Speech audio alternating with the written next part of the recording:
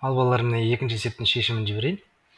Бұл жерде тексеру барысында көрдім, ең бірінші екінші есептен қате жіберген Айгерім жіберіпті.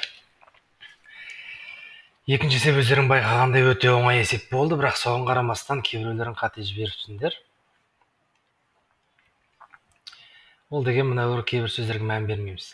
Беті ашық деген нәрсеге, яғни мынаның бетінде еш нәрсе жоқ. Бұл дегеніміз жылқыларды суару үшін арналған, яғни жылқылар бұл жерден су ішу керек, яғни беті ашық болу керек. Осыған жасайтын материал болатындай екінші маңызды нәрсе сантиметр квадрат. Яғни 2 метрді 1/200 сантиметр деп ауыстырып қояйық, болды. Енді осының ауданын табайық. Ең бірінші, яғни барлық материал ол трапециядан. Байқапсыңдар, міне мына жағы трапеция, ар жағында да трапеция бар. Трапециядан бізге екеу қосылған. Мыналарды S1 деп қояйық, енді екі жағында тұрғандарды. Плюс 2 S1 плюс астындағы тұрған нәрсе ол S2 деймін. Бұл S2.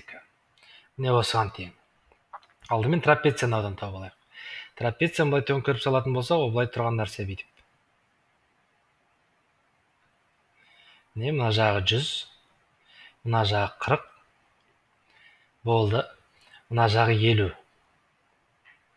Трапецияның ауданы енді бір талайыңды оңай тапқансыңдар. Оның ішінде Камила да, Айгерім де оңай тапқан. Мына жер тік түсіреміз. Мына жер 40 болғаннан мынау да 40, яғни қалған мына 100-дің 40 тапсам 60, ол значит мына жақта 30-30-тан деген сөз. Енді Пифагор теоремасынан бірде білетін шығарсыңдар, мына 5, 3 болса, мына жақ 4 болады, яғни мына жерде 40. Трапецияның ауданы ол не 2 траверс, мына 2. Трапецияның ауданы ол А плюс Б бөлінген 2, яғни А дегеніміз бізде 100, Б дегеніміз бізде 40, бөлінген 2 көбейтілген H. H дегеніміз трапеция мына өрі биіктігі, ол 40. Сөйтіп, міне мына өрді жаздық, мынаған тең. Плюс 2, енді міне S1 деген мына жағы. Ол деген мынандай тік 4 бұрыш кәдімгі. Яғни бір ені 50-ге тең, ал ұзындығы 200-ге тең. Плюс S2 астының ауданы 40 көбейтілген 200.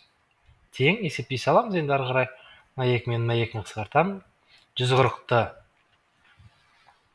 40-қа көбейтсем, 140 көбейту 40, 5600. Плюс мына жерде балалар, кімде осындай қате жүр? Мынау 1000 емес, 50-ді 200-ге көбейтсем 10.000 болады. 10.000-ді 2-ге көбейтсем 20.000, яғни. Осы жерден жібергенсіңдер. Арифметикаға сақ болыңдар. Мынау 8000. Сөйтіп қосамын. Барлығын қоссақ шығады 33600 сантиметр квадрат. Не бар болған осындай оңай есеп болды.